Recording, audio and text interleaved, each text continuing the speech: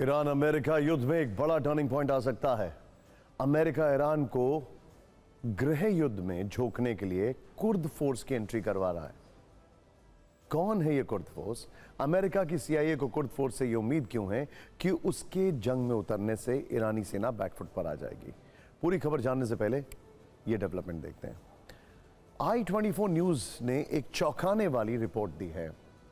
उसके मुताबिक ईरानी सरकार के खिलाफ हजारों की संख्या में कुर्द लड़ाकों ने इराक बॉर्डर पार करके ईरान में घुसपैठ की कोशिश की है।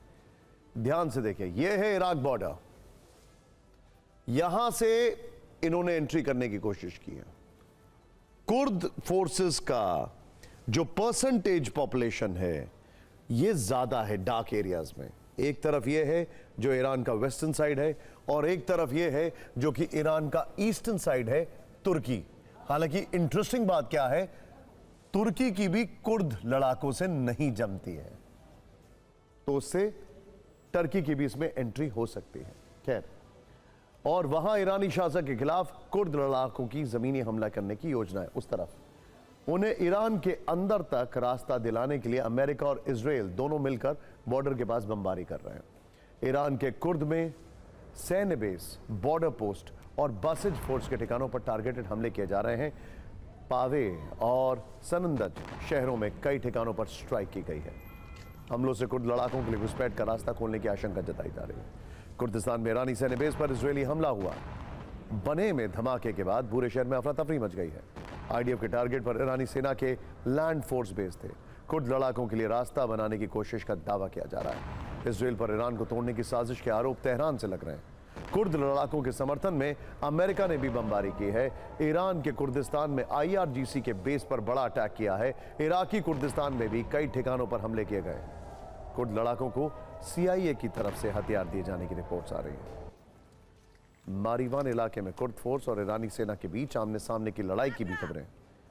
ईरानी सेना के मारीवान बॉर्डर के पीछे हटने की रिपोर्ट है। ईरान ने कुर्द गुटों को अमेरिका से समर्थन मिलने का आरोप लगाया है। जंग के बीच कुर्द नेताओं से ट्रंप की बातचीत की अपुष्ट खबरें भी आ रही हैं।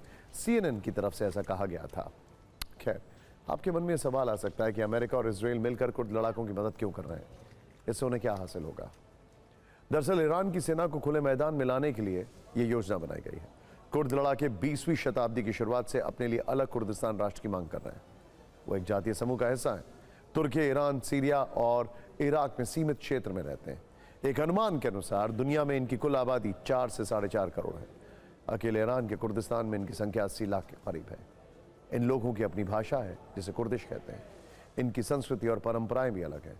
कुर्द समूह में मुख्य रूप से सुन्नी मुसलमान हैं, जो ईरान के शिया सत्ता के लिए दशकों से सबसे बड़ा चैलेंज है। इराक में कुर्द समूह के साथ सीआईए के साथ काम करने का लंबा इतिहास है। सीआईए की ओर से इन्हें फंडिंग और हथियार दिए जाते रहे हैं। वॉशिंगटन ने ही सीरिया में असद सरकार के खिलाफ इन कुर्द लड़ाकों को वित्तीय सहायता, हथियार और ट्रेनिंग दी थी। अपुष्ट खबरें हैं कि हाल ही में अमेरिका और कुर्द समूह के बीच बातचीत भी हुई है। कहा यह भी जा रहा है कि खुद ट्रंप ने उनके लीडर से मीटिंग की। ऐसे में अगर कुर्द लड़ाके इस युद्ध में ईरान के खिलाफ पूरी तरह से उतरते हैं तो ईरान के अंदर गृह युद्ध जैसे हालात बन जाएंगे। ईरान के लिए बड़ी मुश्किल हो सकती है।